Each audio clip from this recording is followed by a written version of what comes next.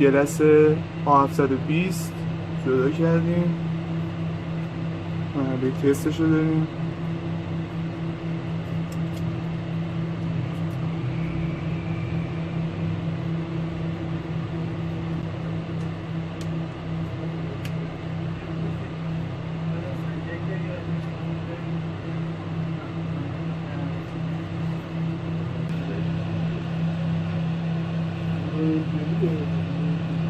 خب میبینید که کاتشم کار میکنم،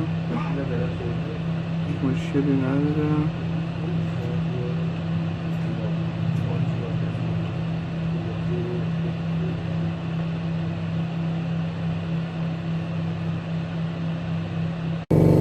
خب گلس نوع A720 گلس اورجینال هستش، گلس شکستش که بعد از جدا کردن به این شکل در اومده. بعد از تمیز کردن LCD و زدن اوسیه رو داخل دستگاه بابل میذاریم برای گرفته شدن حبابش و اینکه زیر کار خوبی داشته باشیم.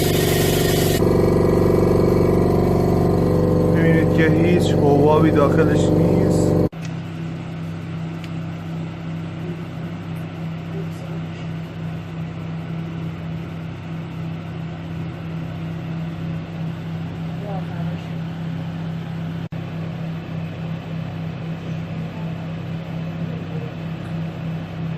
کاتشم مشکل نداره.